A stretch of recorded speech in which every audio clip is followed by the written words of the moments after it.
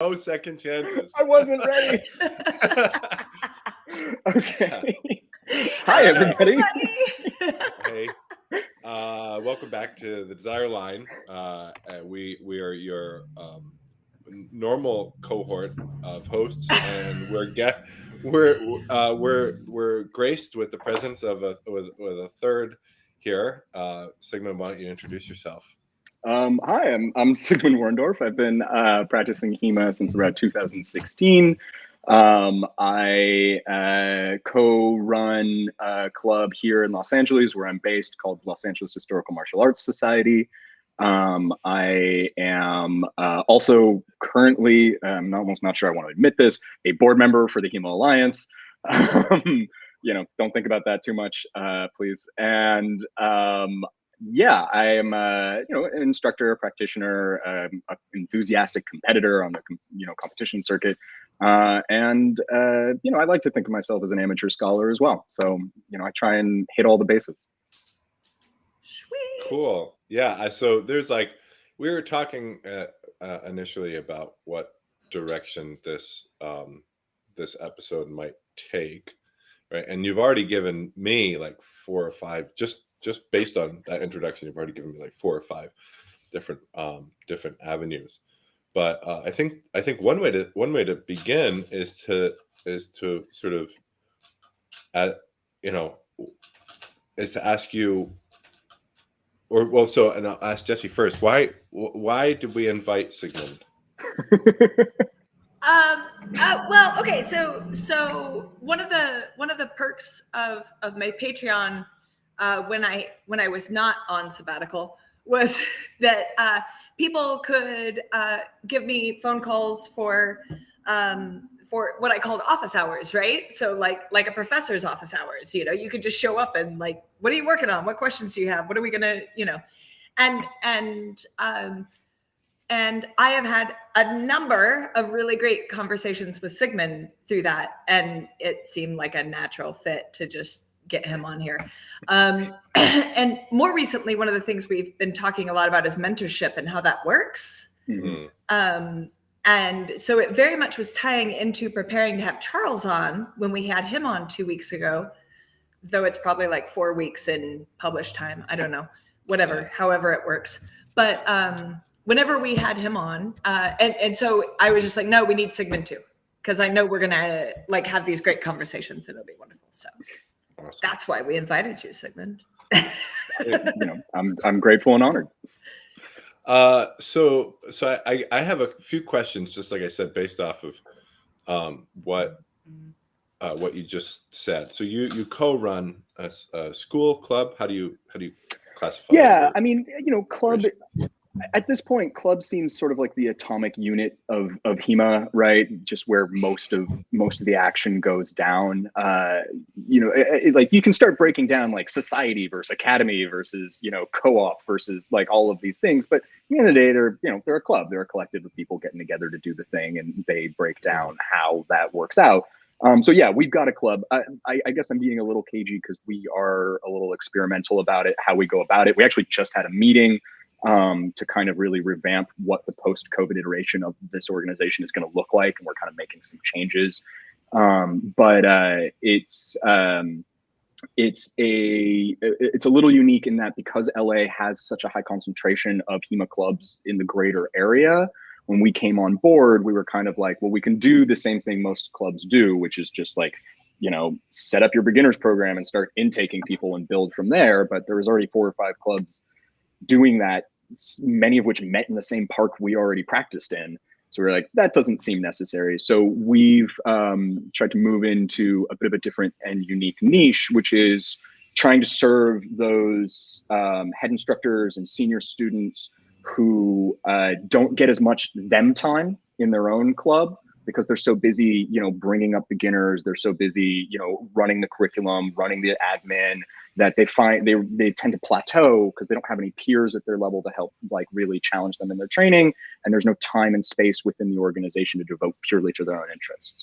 So we put together a space that's really for those people, where they could all get together, all be challenged by people at their level, and really have an open format training space where they can go, here's what I'm working on and here's what I need from you guys to get it. And we just kind of take turns giving that to each other.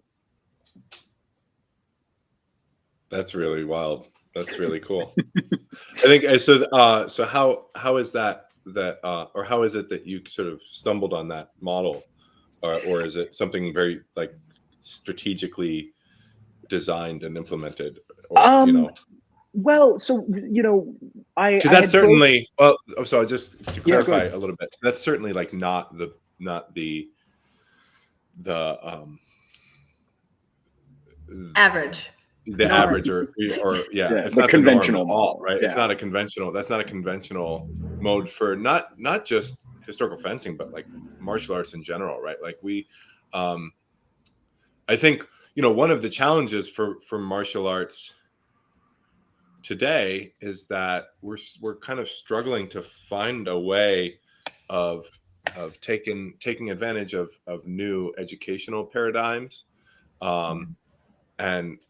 and sort of also like new modes of engagement with the martial arts, that whether it be competition or whether it be just study of a tradition, or whether it be like asking these super huge philosophical questions about what martial arts is. Like all of these are things that might motivate us to engage, and I think in general we don't have a lot of different training paradigms that reflect that, right? I think that like mostly the way that I see martial arts being taught, historical fencing and otherwise, is like you go to class, there's a warm-up, there's someone in the front who teaches a sort of discrete technique, or maybe a set of discrete techniques, and I think the variation comes in terms of how much detail you explore the technique, or how they sort of embed it in a context, or what selection of techniques that they go through. But generally it's like that, and then afterwards you sort of there are some kind of sparring games, or some non-cooperative training exercises, or all the way from like sparring games all the way up through free play. Mm-hmm. And that's like the class, right? Like that's basically what you can expect if you go anywhere, right? It's a pretty familiar institution for a lot of people, and what you're describing is like radically different, right? Not just in terms of historical fencing, sure, right? Where there is kind of a space for that, but like that'd be a wild, or at least from what I understand of what you just described, that'd be a wild experience for someone in another martial art to like walk into, like, whoa, this is and it sounds useful, it sounds awesome and amazing, but so I'm curious how it was that you wound up here. I mean, there's a lot of threads that came together, right? First of all, I do want to give credit to one of the other co-founders and co-leaders to the club, although she's on her way out because she's moving away. But Mara Dijkstra is one of my collaborators, who's a really wonderful person and a really fantastic person. And the core inception did come from a conversation that I had with her, where I was like wrestling with this idea of how to start a club, and I'd had a couple false starts with some of my other collaborators. And I was really banging my head around this, the investment problem of like starting up a beginner's program, and then do you need like trainer's gear, and like how do we differentiate ourselves from the pack? And she really asked me this question of like, what do you want for you? Why do you want to start a club? Because at that time we already had a bit of a loose amalgamation of people in the park that was unofficially turning into something, and that's why the momentum really felt like the right time to formalize. But she was like, why change what we've already got? And I was like, well, what I want for me is a group of people at this level that they can really push and challenge me, and for us to really help break ourselves out of that intermediate advanced practitioner malaise where the things you need get rarer and rarer. And she was like, well, then why not just create an organization that serves that, and put all the rest of this other normal, here's how you build a martial arts club of beginners and structured program stuff to the side, until it is, something that'll really service you. And let's just focus on that core desire, because you're not the only one who seems to have it right now. So she really, I think, deserves the credit for the core conception. Because when I heard that, I was like, you're right. Why am I like obsessing on all of these other details when, you know, like if we don't need to, then why do it? And I think that starts to raise the question of like, you know, the threads that come in together at it, right? Which is that like we are in a unique situation for many HEMA, you know, clubs, which is that like we're in a high density area with a lot of organizations already doing it, right? A lot of other, you know, a lot of people trying to start a HEMA club don't have 5 to 6 HEMA clubs in a 2-hour drive radius with, you know, large populations of practitioners of various levels that they can then draw upon in the way that we did. So we have the unique opportunity that kind of geography and the density of the community affords us. And then, you know, there was also just the fact that we had begun to pull together people who had had a similar experience, right? Without wanting to delve too much into like local, you know, politics and drama, we had a lot of people that were coming out of the school who had spent a lot of time and invested in that very traditional model and had a very like unproductive experience. They enjoyed it enough, they enjoyed the hobby enough to stick around for sometimes surprising amounts of time considering how many issues they had with it. But they really were like, you know, traumatized is an overdramatic word, but they had a very bad association with that model, right? And what they knew is that they really wanted to keep doing HEMA and they really wanted to move forward and they really wanted to do it in any way that wasn't that model. And so, you know, that really motivated all of us to kind of try and wipe the board clean and find out something new. And then when Mara puts forward that idea, it really, lit a fuse that was laying in wait. And the rest is kind of how it's all come out. Dude, I love that because I'm reminded of, James and I were talking last week on the podcast about how the pandemic potentially offered us all, right, that kind of break to ask those kinds of questions, right? Because like you say, like most of us just get in that momentum, right? Well, I want to have a club, so I have to have beginners. Oh, and then all the, like, that's it. Like, that's all you have to think to suddenly that's all you serve, right? Yeah. And, you know, like you said, most clubs are made up of 92% people in their first 3 months. Yeah.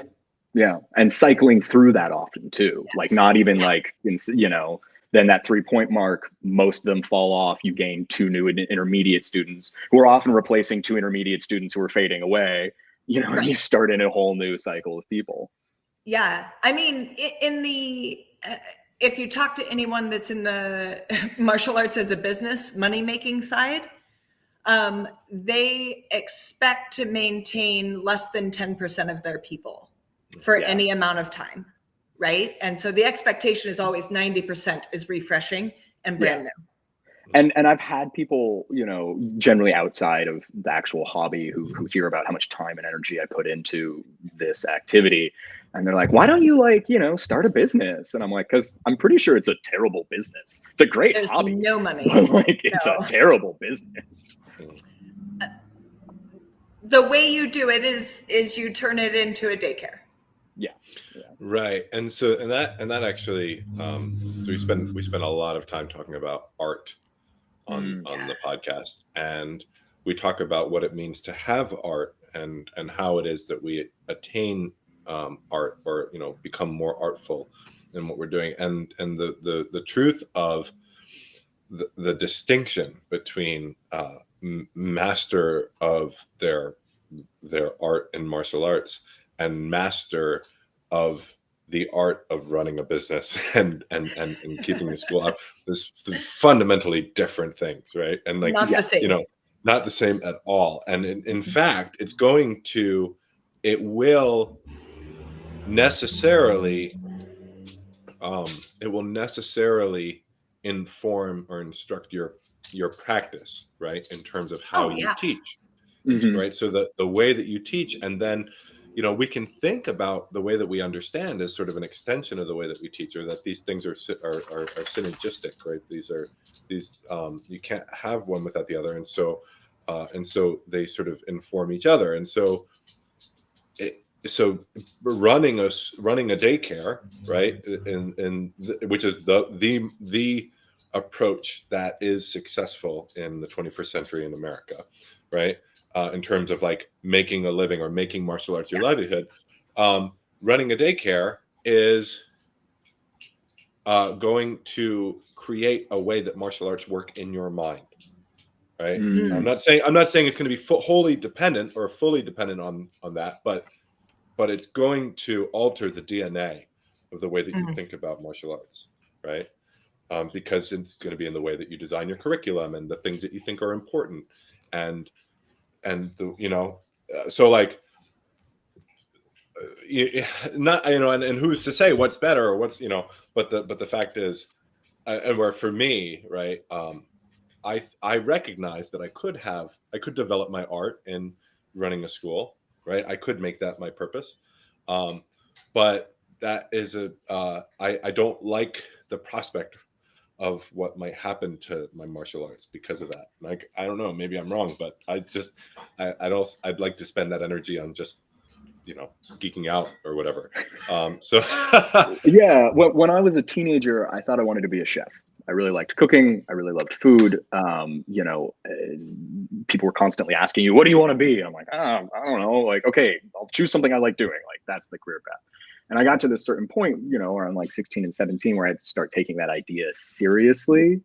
And so I started like asking questions, and my dad, he sat me down and he was like, okay, like, you want to be a chef? Like, here's what being a chef really means, right? It means working 16, 17-hour days on weekends and holidays when all your friends are around, right? It means like most people who set out to become chefs end up running hotels. Like, there's not even really like, it's a very fall off career path.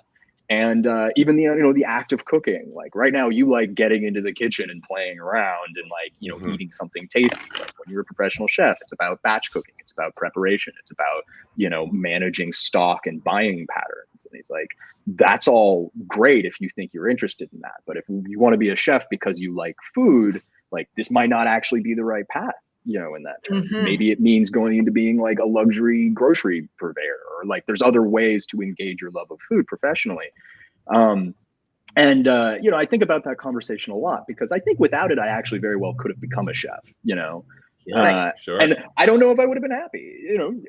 I've now worked in enough restaurants just because of, capitalist, you have to have a job sometimes, to have seen what chefs live like. And I'm like, ooh, maybe I dodged a bullet there. Right. So there's like, the thing you love, capitalizing on it is often two very distinct projects.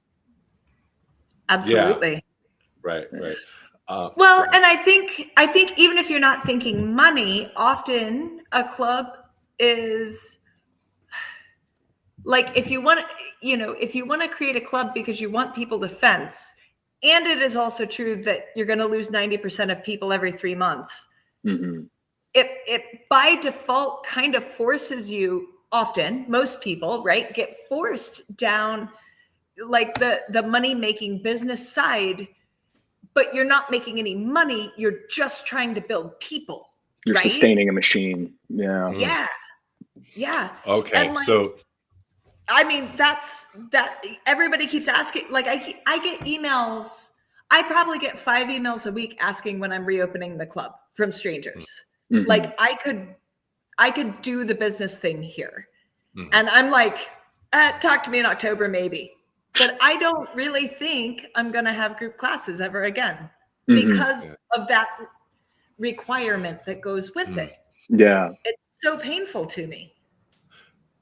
So there's a couple of things. I want to make sure that we don't lose this. So we have to get Maya Solderholm. We have to get her. I don't know if either of you know her. She's actually, I not think, personally. No, I know she's her name, she's in the Bay Area. She might be in LA. I can't remember. But we have to get her on the podcast. Not a HEMA practitioner. The Sonny, what's his name? Yes. Yes.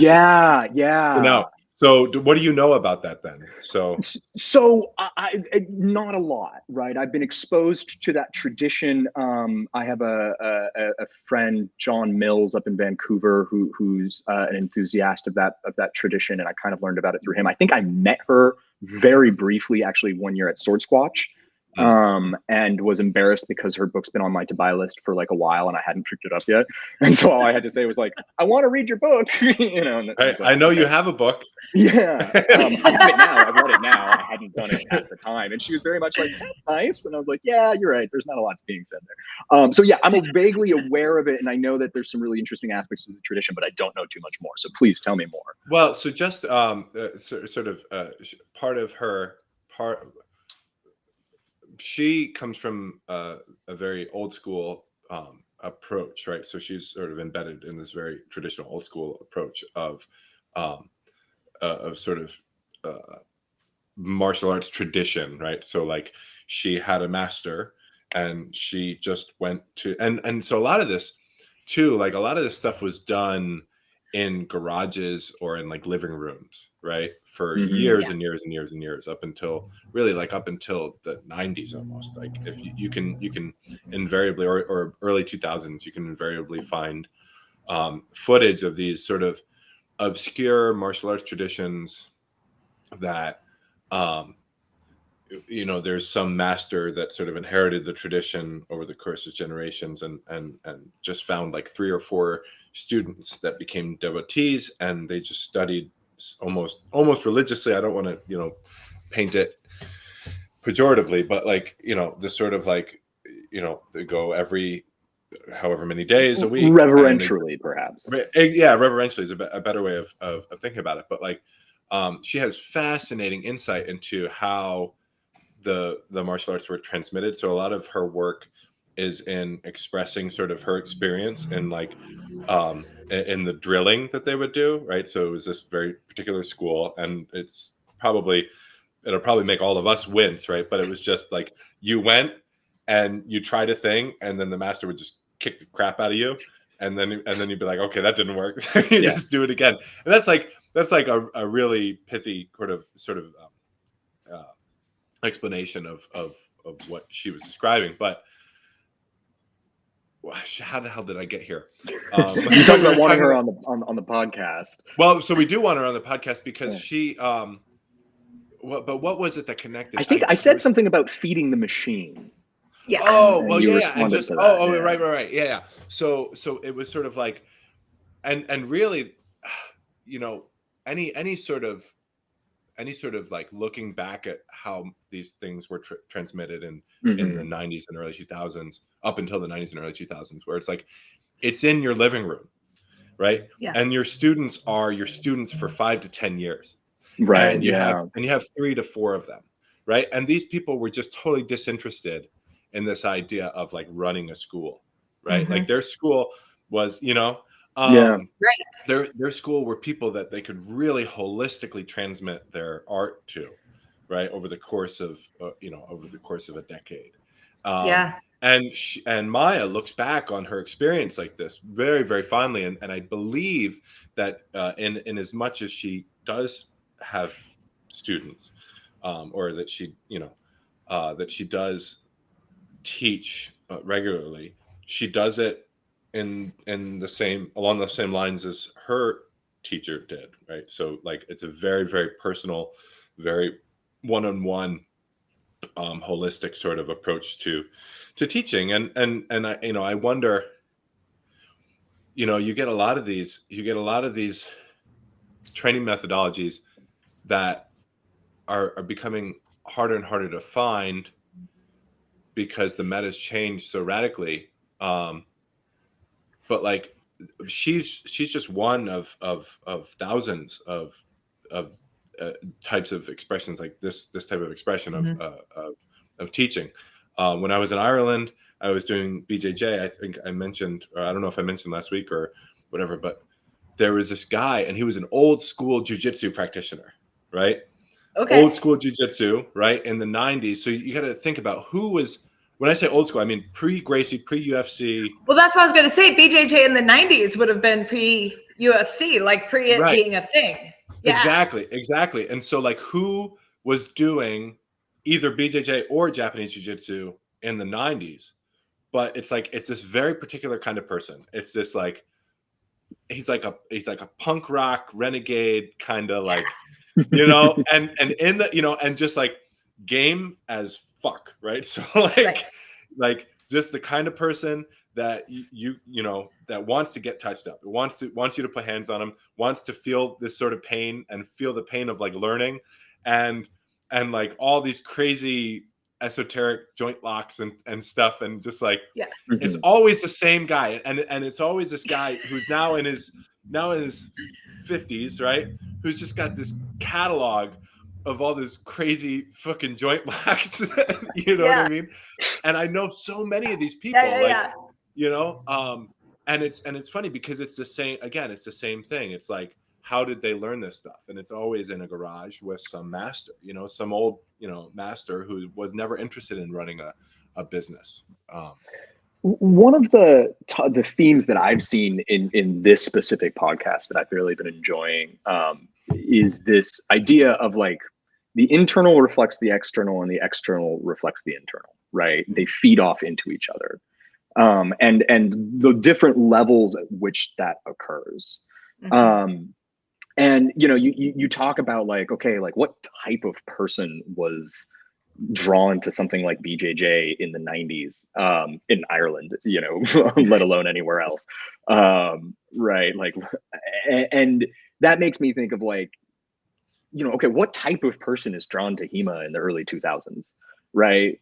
And, you know, we don't tend to come in with pedagogy as our first thought, or even really just methods of learning, or even really just like models of what we're doing, right? We come in, I think many of us, I certainly did, like, because swords are cool, or because like I want to feel a certain way in this activity, right? You know, and so you talk about this guy, like, I just want to go through all the gnarliest joint locks I can experience, right?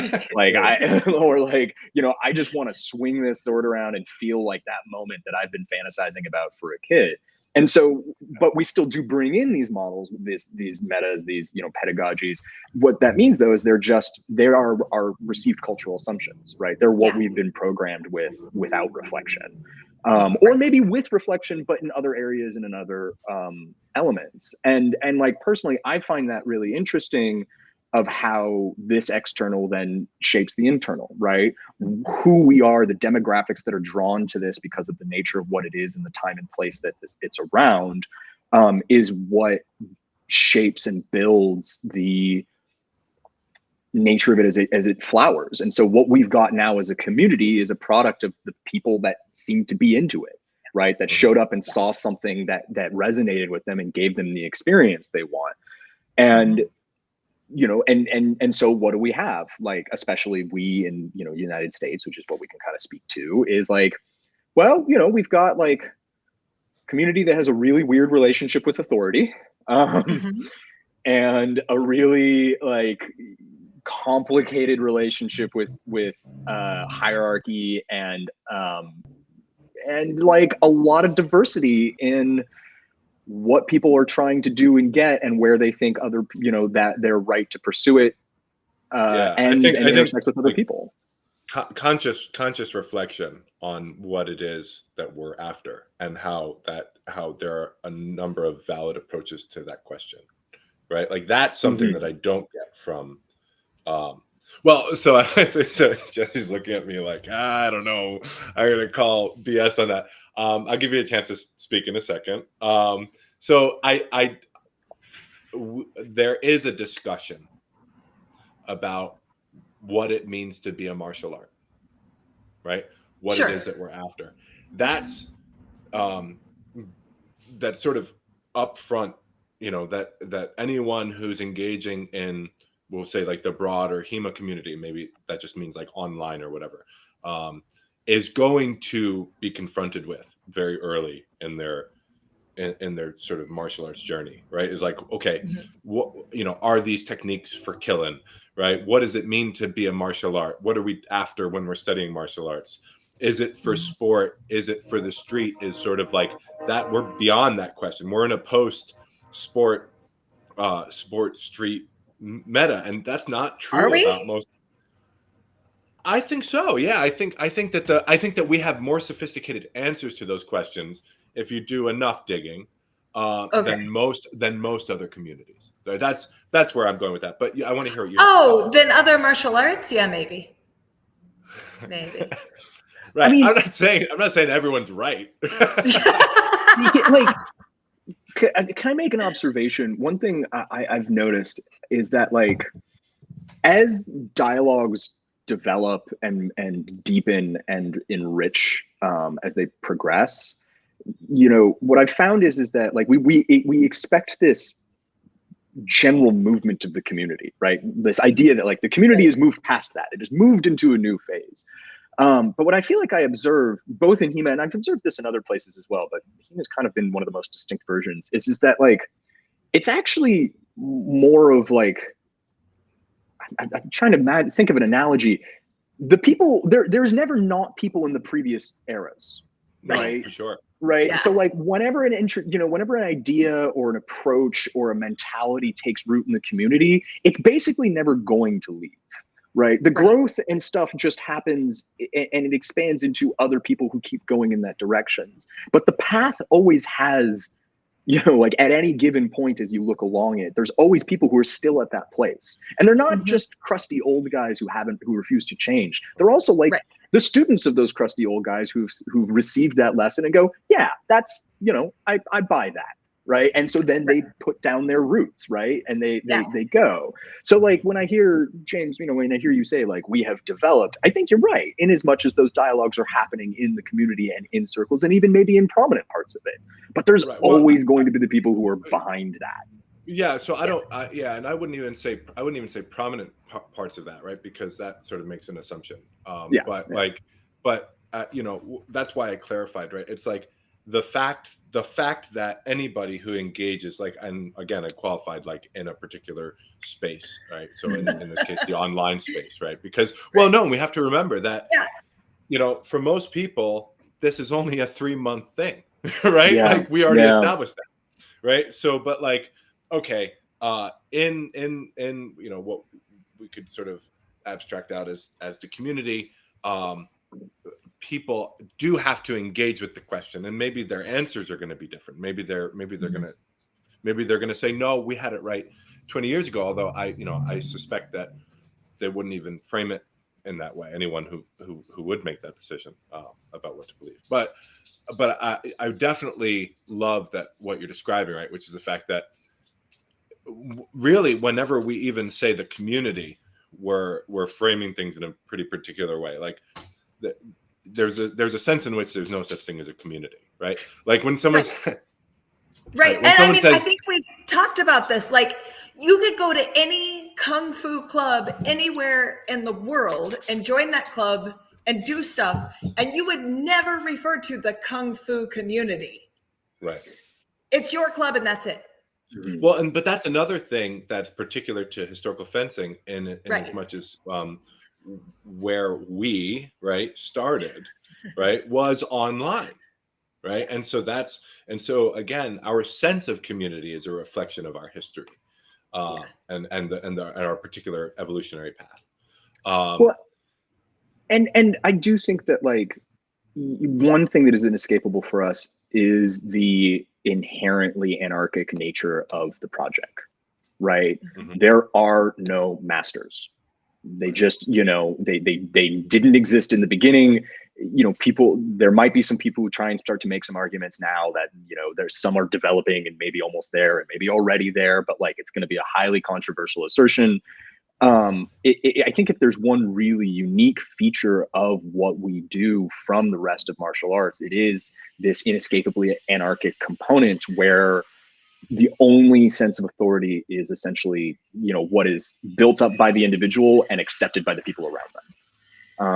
And there is no appeal, back other than to the text. And that is interpretational, and can be rejected by people who say you're reading it wrong. Mm-hmm.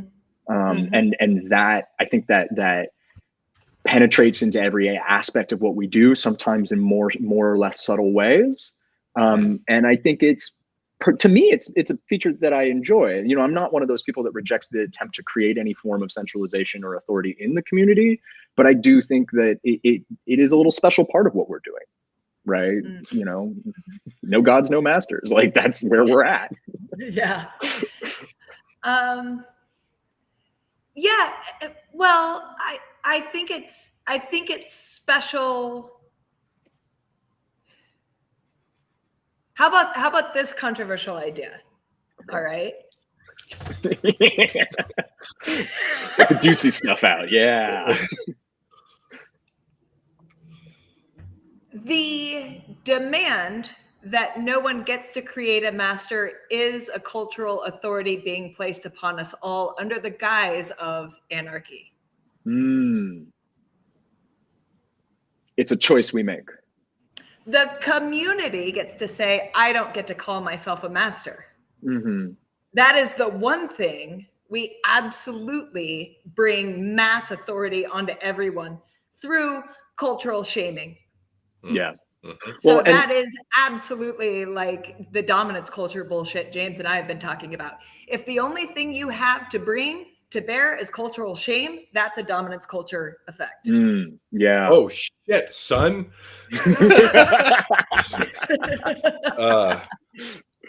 Yeah. So there's, I mean, this is awesome, right? So this isn't where we were going, Sigmund. Sorry, we're almost at 40 minutes in. We might get on topic. Yeah. I mean, listen, when I asked what we were going to talk about today, you were like, right. We're going to talk. So, yeah. You know. So, okay. So HEMA, right? Historical fencing, whatever. Like, so to my mind, I think we have to distinguish HEMA, right? So like HEMA, as far as I can tell, is direct engagement with the sources and open dialogue about what the sources mean, right? And there's a sense in which like that sounds pretty reductionist, and that sounds kind of like almost a naive approach to what it is that we're doing. But I've come at this through a long journey. I'm not saying that, again, I always have to qualify. I don't necessarily think that I'm even right or that anyone should like have any respect for what I'm saying. But like what I am saying is that I am attempting to be as careful as I can, right? And that I'm not just sort of throwing something against the wall here. I really do believe that all we can say HEMA is sort of this thing. This is direct engagement with the sources and open dialogue about what the sources mean, right?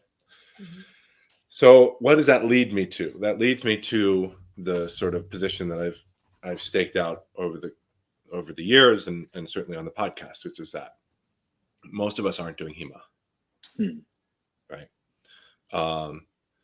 Is that, and by I say most of us, I mean most people who fence with long swords or rapiers or whatever, you know, most people will tell you that they study a source, right? They will tell you what tradition they belong to.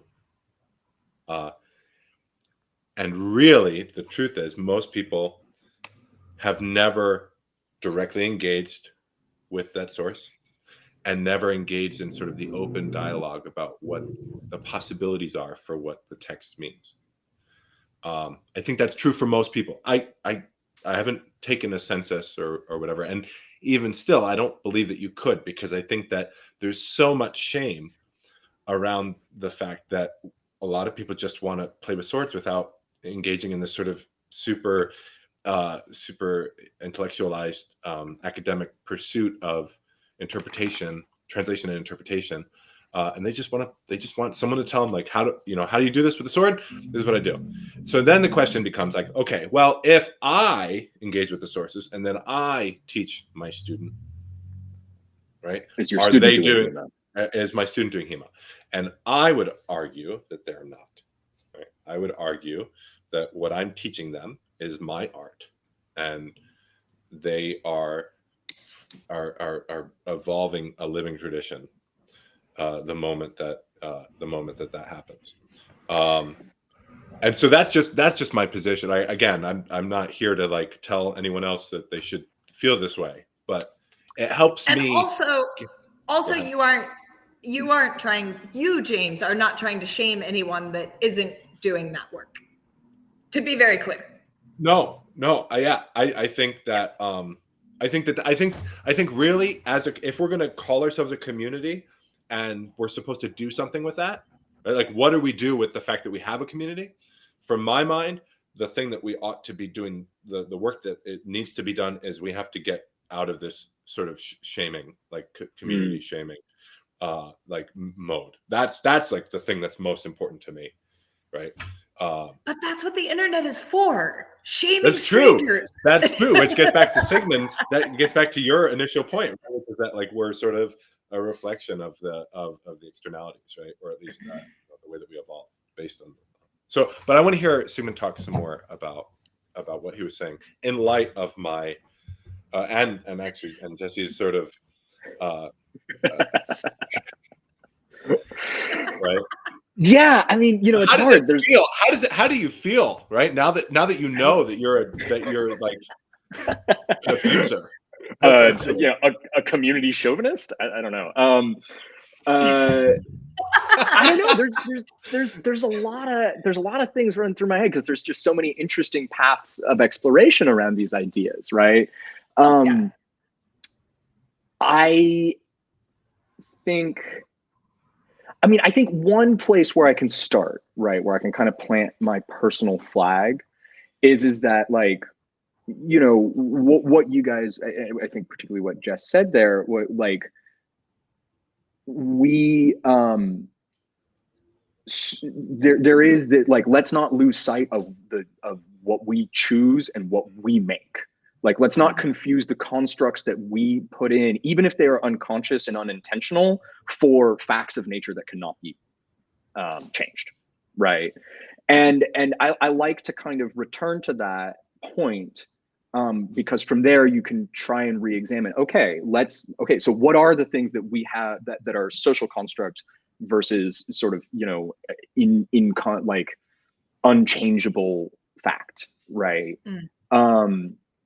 And that, and then lets you start to question the things that can be changed, right?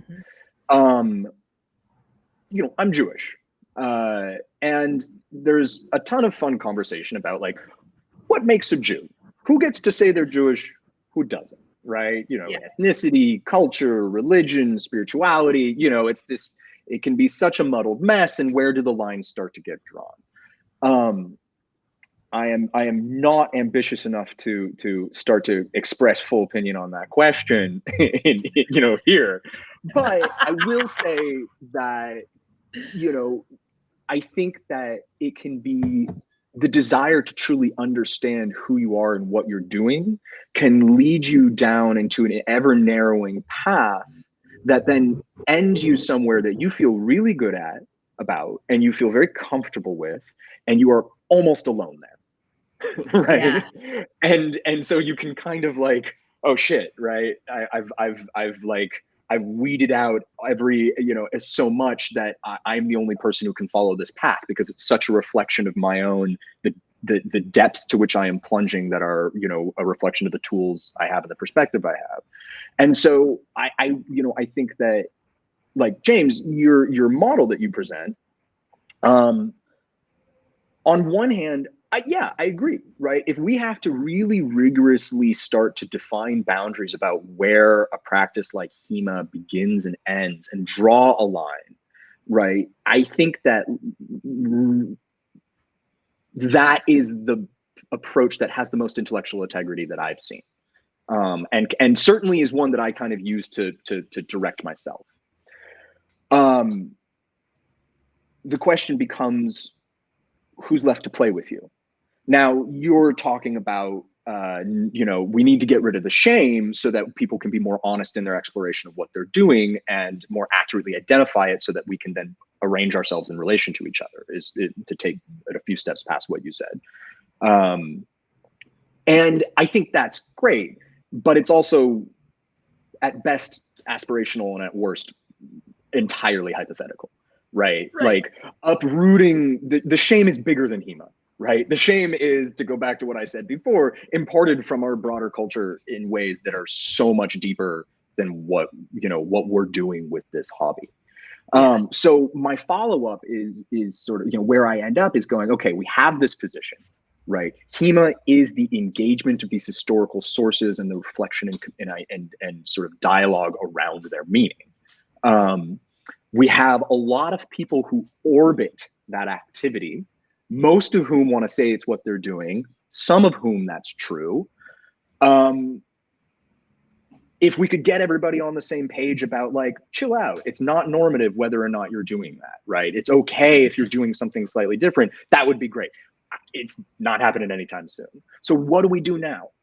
Right? Yeah. What do we do? How do we relate to? How do we interact with? How do we try and support? And how do we make use of these orbiting people that might not fit this narrow definition that we end up with after this deep analytic, or not so analytic, depending on your methodologies, dive into like, I need to draw a line. Where is it?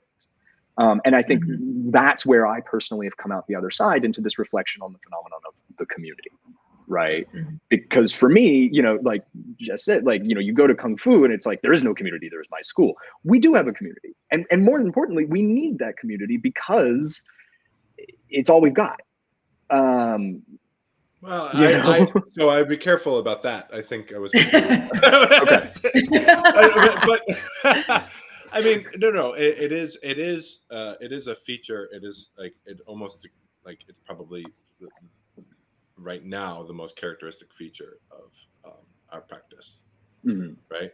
So our practice is not it. Well, so like we were talking about this last week with Charles, right? Or however many weeks ago with Charles, like, right. Which is like, what does it mean to do HEMA, right? For most people, right? So I've given sort of what my definition is, right? But that's not how most people identify, right? And so I think for most people, it means that you find a school, that you engage online, in discussion in like Facebook groups or Reddit or whatever. I don't know where people are hanging out these days. You go to events. That's probably like the most important aspect of how we define ourselves, right? Between online and events, right?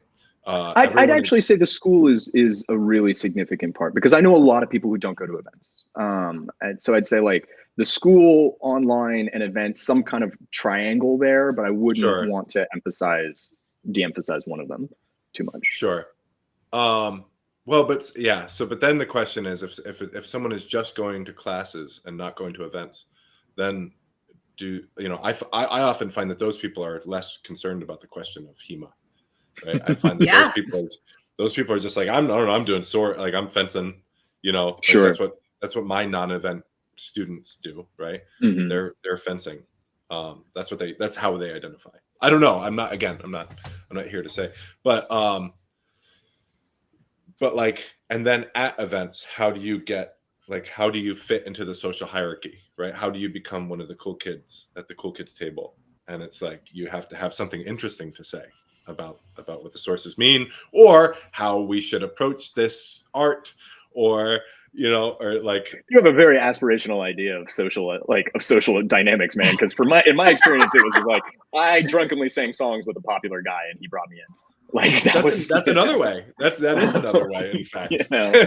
And then by being surrounded by people who were thinking about these things really deeply, it helped me, engage in that way. But like, I wish I could say I showed up and said something, insightful and clever, and they said, yes, welcome into the club. Nah, it was very social.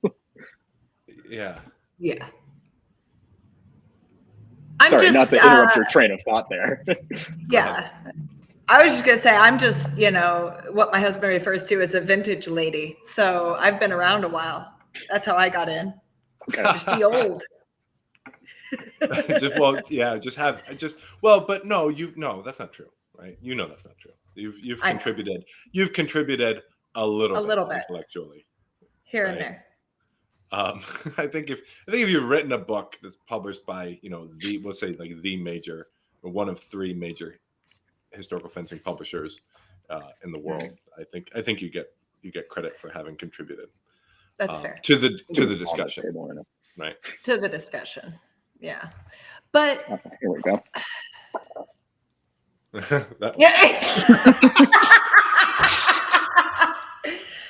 Oh my Lord. I knew it was around here somewhere. That's amazing. Yeah. Sorry, I derailed too. No. It's good. So yeah, I guess, and I've kind of been harping about this for a long time, right? How do we deal with this, right? Like, what do we do, right? That was your question. Yeah. I would say that for the people that this is a thing for 3 months, it doesn't matter, right? Yeah. I would say for the people that want to make this a part of their lives in a deeper way, I think that we're shortchanging them if we say that the only way that you can make this a part of, like, an integral part of your identity, yourself, right, is by making this your project, right? Making exploration of the sources your project, right? And I think that people have things to say that are valuable that don't come from the project of direct engagement with the sources, right? Mm-hmm. I would take it further and say that really anything that anyone has to say, whether it be direct engagement with the sources or not, is always something personal, right? And that's mm-hmm. what makes it valuable. And so it's like, I think that there's a problem with sort of the way that we've constructed or the way the community has happened to evolve, or what it's happened to evolve into, right? Which is that we are constantly in this process of downplaying personal contributions, mm-hmm. right? And I think that is again a reflection of our sort of no gods, no masters, mm-hmm. cultural. What's the word I'm looking for? So baggage. Well, just yeah, and our suspicion of anyone who wants to refer to them as a master, mm-hmm. right? Like there's a reason that this keeps on coming up, right? There's a reason that that's been with us from the very beginning. Sure. Right. Yeah. Someone says, "I think I understand this in such a way that's reflective of a master." Mm-hmm. Everyone's like, "Whoa, hold on a second, buddy. Slow down." And like, at what point are you allowed to just say, like, yeah, you have this sort of thing that you are and that you do that we can call mastery? Mm-hmm. Yeah. You know what? It just popped into my mind as you were saying that, James. I'm reminded of Esther Perel, who's a scholar about relationships. Like, she's a relationship therapist. Anyway, she writes good books, blah, blah, blah. But one of the things she talks about is infidelity being a special sin, because it's the only one that is a sin twice, once for doing it and once for just thinking about it. And I feel like mastery and HEMA is the same thing. Like, it's a sin if you do it, but it's a sin if you think about it. Yeah, right. Or put slightly different, it's a sin if you call yourself one, and it's a sin if you let somebody else call you one. Right. You know? Oh, maybe even a worse one if you let someone else do it. Yeah. Right. I don't know. Yeah, it's a strange thing, you know. And like back in the 90s, like, I remember it being like who were the founders? The founders were, like, if I were to break them down into archetypes, right? Like their D&D player archetypes, right? Like, the anarchist was one of them, mm-hmm. for sure. Mm-hmm. Which sometimes had strong overlap with the racist. So, you know, that's a thing I constantly worry about. But anyways, because you can just not want masters because you don't want them, and you can not want them because they're bringing in Asian art, and you have a problem with Asian cultural influence, and very specifically that. And that was a huge part of our foundation, which I never forget, and I look for and I worry about, but neither here nor there. And then you had, like, you absolutely had source nerds, book nerds, right? And you had gearheads who were there for like the medieval gear, right? Yeah. Or for the swords specifically, but using it was secondary, right? And so like all of that is still reflected. All of those archetypes are still here, you know. And they interact in weird weird at this point. Right. So here's something, right? We've already gotten here. We already hinted at this. We call ourselves a community, right? And that is just not how any other tradition thinks about themselves, right? With some exceptions, but it's just like, why do we call ourselves a community? And I think it comes down to something that's fundamental to the project, which is like I'm engaging, right? It's that open dialogue about what the things mean, right? Like I have an idea about what this text means. It doesn't like I can't actualize it until I share it and people say good idea, bad idea, right? And and the idea is all of like the content is inconsequential, right? The project is that process, right? And so like if that's your process, right, then you have to have a community.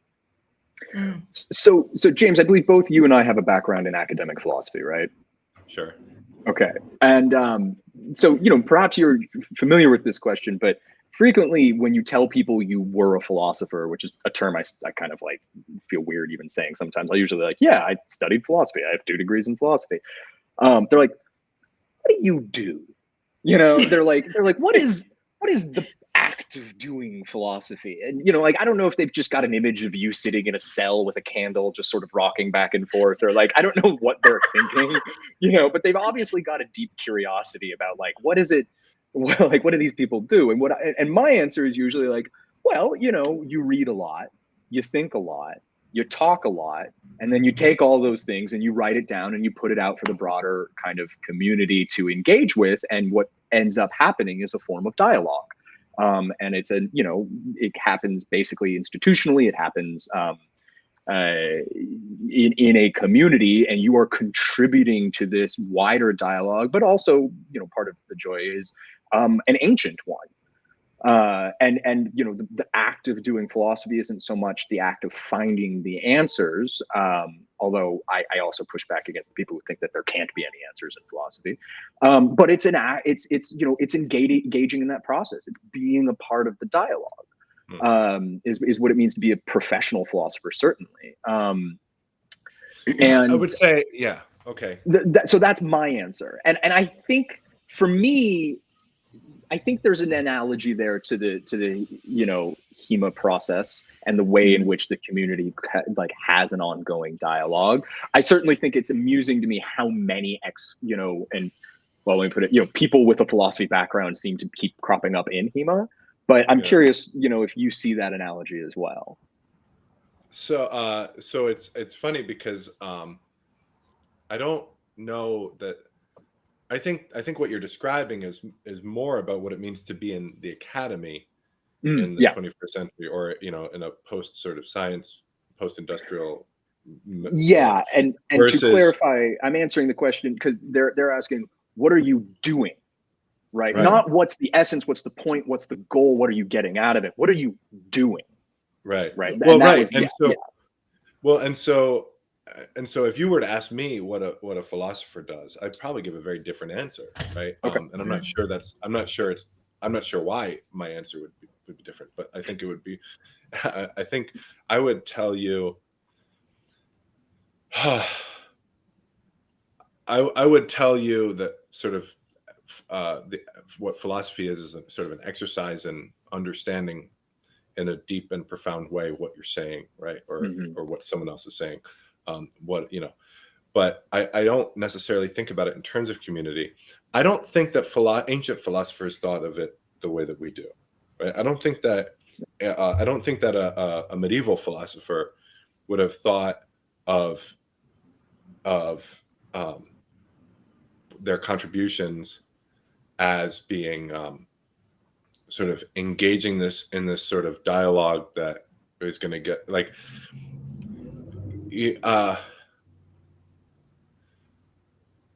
so I mean they certainly did use ancient texts, right? So a medieval philosopher used ancient texts to, they would write a commentary, and that commentary was, sort of it was sort of a way to develop their ideas, a way to ground their ideas. So, but I don't think that they saw themselves as sort of like engaging in the kind of back and forth kind of post-science sort of like we're looking for truth through debate and discussion, argument, or like, I don't know. I can't put my finger on it right now. Well, so I agree with that point as a historical point, right? As a kind of point about the history of philosophy and how it was conducted. And in my head, there's still a clear analogy back to the HEMA bit that I'll, like, I think we can justify this diversion into the history of philosophy a little bit. But at the same time, like you talk about the ancients, like the dialogues, right? That was how a lot of that was. Sure. Yeah. Maintained, right. It was framed. Yeah. So I think there's a framing question, like what does it mean to say like the project of philosophy? And I think the analogy stands in the project of HEMA. There is what is your goal, and then there is what are your means and tools and how to get to it.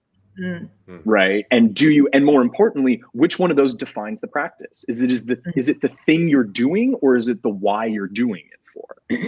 Yeah. And I think that's the conversation we're sort of having right now is looking at those, how, first of all, the fact that they can be different such that you can begin to get confused about it, right, is almost an interesting observation to make. And then second of all, like, why do we need to prioritize one, and what is the way in which they are different that we make this distinction, and how does that affect our conversation about the entire thing?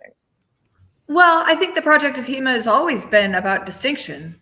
It's always been defining itself as not. There never was a we are, right? Yeah. And so it's the eternal question, because you always have to say, well, we're not Olympic fencing, and we're not SCA, and we're not Bohurt, and we're not BJJ, and we're not, right? And then they go, well, what are you? And you go, well, the bit that's left over with swords. Right. Yeah. And it's, Yeah. I mean, and that's why the anarchy thread remains so strong, because again, it's, we are not, no one will make a definition. Because if they do, well, because then they start, right. And so like we have to make room. So what we do is we like look at the people that we say are practicing historical fencing or HEMA or whatever. We look at that group of people and we say, okay, what sort of underpins all of that, right? Like what are the things that are essential to what all of these people are doing? But then we have to remember that that's circular, right? So like we're already fucked. The moment that we do that, we've already short-circuited our entire question, right? The whole thing. Like, exactly. So, what do we do with that, right? Like that, again, it's not clear what the road to take is. But one thing that strikes me is that it makes me think about the difference between the way I can't say this well. I can't say this elegantly. It reminds me of fashion, is what I'm trying to say. It is that why do people want to wear a certain fashion? And there is no why. What is cool? It just is. It just is right now, and it won't be soon. And so who is doing HEMA strikes me like who is the du jour, is fashion. You know, it's a fashion of movement. I want to look like that guy with a sword, right? Or that gal. I really like that. Yeah, I really like that. You know, at the very least, it's a description of where we're at, right? Yeah. Because it does kind of capture what I see of as an inherent, you know, irrationality essentially to the construction of you know, to the broader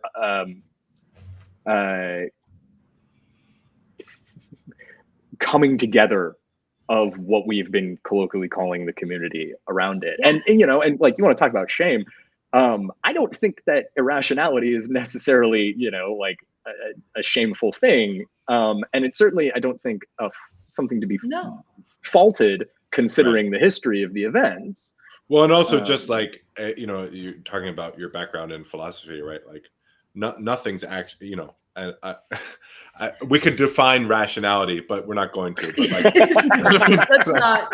Like even on its own terms, on any terms, there's nothing rational, right? Like, so like no matter what you want to define as being rational, there's no it just doesn't exist, right? Like no matter how, you have to parameterize, right? So you have to give rationality a box in which you can put it into, and then you can get something coherent. Right. Yes. But there's always stuff outside of the box. And then the moment that you introduce those elements, it falls apart. Right. So like, so yeah. So like the quest for rationality is a non-starter, right? It's a fool. So where does that leave us? Right. And, you know, and it's funny because at the beginning of, you know, before we started recording, you were like, you have a philosophy of HEMA, right? And I was like, yeah. And you're like, cool, we're going to talk about that. I was like, all right. And, you know, and the funny thing is that like, we've taken a very interesting path, but we are actually starting to get to it for me. Because like, okay, where we left after we've kind of gone through this process of this conversation of trying to pick apart, like, where are the boundaries, who falls in it, what are we even prioritizing, where does this, you know, like, where do we start, what's our stable platform to try and explore, and realizing how muddy all of our foundations are, you know, and like, you know, we're really on this ship where any one board can be pulled up, but like, you got to stand somewhere, and you know, and what so often happens is we keep running around in circles trying to find the stable point, and we go, well, I can pull up all the other boards from here. Oh crap! All right, I'm gonna put this board, step back onto it, turn around, and I can pull up that other board, you know. And it's like, oh, nothing is stable enough to anchor everything. And you know, personally, my response then is to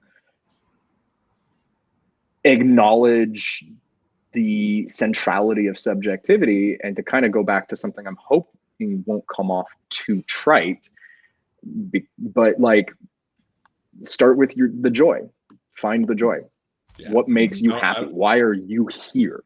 I don't think that's, I think that's exactly right. Like, I think that's the only viable path for anybody, like, honestly. And again, you know, this is after this long ass conversation with all these thoughts and trains of thoughts, and you know, like, it's not we don't arrive here, we don't arrive at like, find the joy, right? Allow for the joy, right? We don't get here just casually, right? It's a long and arduous path to just engage with the practice in a way that's fulfilling, right? And literally any and every manifestation of that is valid and has value, you know, to you or to society or whatever, right? Like, so, but at the same time, doesn't need to be what I engage with. Right. That's right. That, I mean, that's embedded in it, right? Like you and so then, right. No, I mean, that really is it. And I think I would say, as we're running up on time, I'm just, you know, that I think it's a fascinating thing that HEMA can bring, specifically because we can pull up all those boards, right? Mm-hmm. If there was a clear board to stand on, joyfulness could not be the answer. Mm-hmm. We would have, it's useful on the streets, it's for self-defense, it's for, right? There would be a thing. And the fact that there isn't, and that it is so useless and pointless, is where the beauty is, Mm-hmm. right? To me. Yeah, I agree. And you know, another anecdote, and you know, if we are kind of trying to wrap up, you can just smack me down a little bit here. But a while ago, I was doodling around on, I don't know, online Facebook or something, and I saw this ad, and it was for this woman who was running these like hula hooping class sessions, right? Yeah. And you know, and like, cool, you know, I know people who do that. But what struck me about this ad is how grandiose her claims about it were. Like, she was like, hula hooping changed my life. It brought me out, you know, of this dark place. It gave me all of these things. It really, you know, it was this hugely therapeutic act. Mm-hmm. I want to give that to you. And I was like, hula hooping, all right.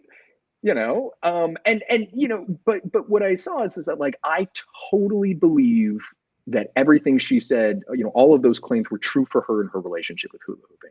What I was amused by, I was like, so you think every other person who's going to come through hula hooping is going to have that same experience? Okay, well, she was putting up an ad online. Like, let's not you know, like, hold her to too high of a standard. But what it made me reflect on is that, and this is something, you know, Jess, you and I have talked about a little bit, is that, like, oftentimes having the project is more important than what the project is for your own personal path, right? Mm-hmm. Like, you know, having something that you can delve into and explore and turn into an art of life is a personally important thing.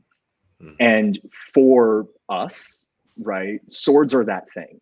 The fact that it's swords and not anything else. I mean, James, I know you've got your music traditions, you know, like Jess, you and I both have some kind of like parallel historical things. Like, okay, there are other things, but the fact that it is what it is almost isn't the point.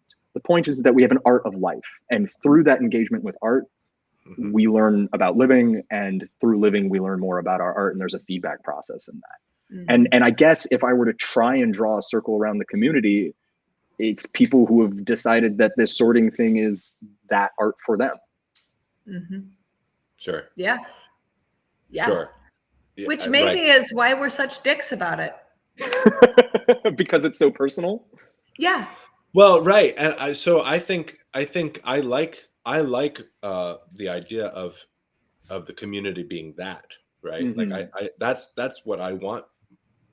Those are the people that I want to engage with. Right. Mm-hmm.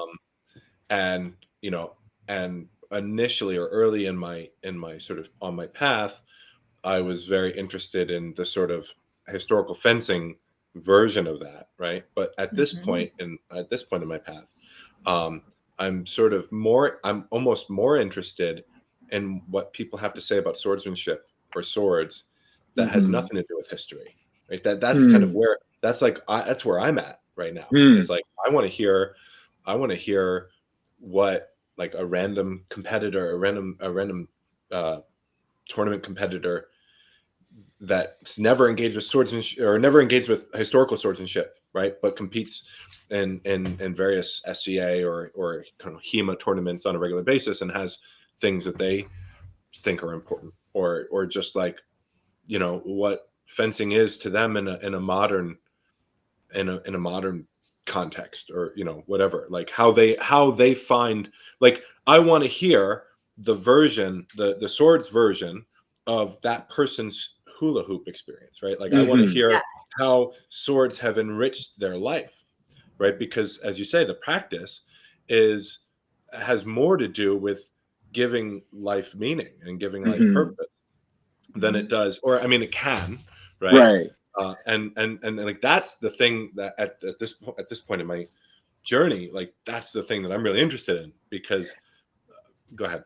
Well, and what I like about that is it actually captures the bit of what I said that I think is easy to miss, almost even for me in saying that, is it's not everybody who goes, yeah, swords are cool. It's everybody who goes, there's something to this and I want to understand it. And I want to go deeper on it. And that process and the methodology they apply to it and the thinking and the experience they bring to it might not always look the same, right? Like for people like us here, it can be very like, you know, intellectual and cognitive and like really pull it apart by its, you know, every little seam. You know, for other people, there are different backgrounds they bring to that. But I think what we all share in common is that passion and that depth. Mm-hmm. Yeah.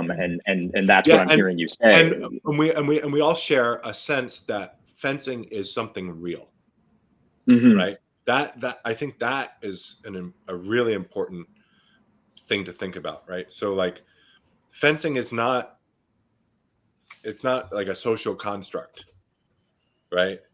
There's something that exists that is fencing, right? I mean, this is a philosophical conversation, right? Yeah, right. Yeah, I was like, "Ooh, you're dropping into it." Holy cow! Like, yeah, social constructs are real, dude. Like, I think I hear what you're trying to say is that it's not a fantasy. It's not a sort of something that can be just sort of dissolved when looked at the right angle. There's a substance to it. Is that what you're trying to say? Sure. Yeah. And okay. and what it means to fence is like something that we can learn about, right? And that we can delve into, right? And like and I almost have this sense, like what came to me was like the almost like the fencing is well, you said atoms earlier, Sigmund, but like fencing is an element, right? Boy, talking about grandiosity, huh? I know, right? But like that's a fun for me. I'm you know what I'm going to be thinking about in the shower later. Like, no, is there this like platonic element of fencing, and that I spend all of my time trying to create and inhabit that thing that exists there? That's fun. Well, so and like that, and like I don't like. I went weird. I'm sorry. No. We just have to be so like, you know, we just have to be so careful now, right? Like we're everything that every part of this conversation that we travel down after this point, right? Right? So like we were like on the line of the black hole, right? And then we just crossed it. So. Okay, the horizon, event horizon, the horizon baby, of the black hole. Yeah, 117. So, here we are. Out of curiosity, is that the event horizon where anybody who tries to watch or listen to this just completely loses track of what's going on? Because is it the event horizon of everybody going, huh? They lost me. Like I think. Right. Well, but also like our meaning, right? So everything that we say at this point, right? So like what I don't want to say, because we have to be careful about like platonic. Right, like what is the platonic thing of fencing, right? But I mean that's where we're left, right? So like, what it is that we're doing is something real, right? Right. Now, how you approach that is going to be deeply personal, and just how you understand that philosophically is going to be deeply personal. Yeah. And some people do think of it in terms of like a platonic ideal of fencing, and I respect that, right? There was a time that I thought that was naive, and I'm kind of in a place now where I have more respect for that. But like I feel very comfortable saying that fencing is real at this point, right? And then people's path to discovering the truth of that for them, whatever, without calling it a platonic ideal and something that can be understood as such, right? Like however people attempt to understand, or the path that they take to understanding the truth of that is interesting to me, and And I don't really believe that you can ever discover the totality of a thing, right? But I think that throughout our lives, we're given more and more opportunity to enhance the fidelity at which we understand a thing, right? So, and that I think that's just how our brains work, right? Is that we have higher and higher fidelity, and our picture becomes more and more nuanced and rich, and then we die, right? Like, or then we. I'm sorry. Right, and then we get to a point where even that starts to fall apart, and then we die, whatever, right? Right. But amazing. It's interesting, right? So it's interesting because the gems, right? Sometimes the gems are still there, right? Yeah. And so, like, even though there's like a period of decadence, right? Sometimes, and then you just have like this old, this old wise person, right? It's like, oh man, I can't wait till my decadence phase of historical fencing, man. I'm so ready for that. We were just dropping mics all over the place, and you don't even know what the hell is going on. Yeah. People are walking away reeling from everything you said, and you're just like, chilling. Like, I don't even know. He's a nice boy. They were in the corner like, oh, my head hurts. Amazing. Well, with that, I think we should wrap it up, y'all. We're at our time. Thank you guys so much for having me on and for approaching the event horizon with me. Terminal velocity, event horizon, whatever it was, we got there.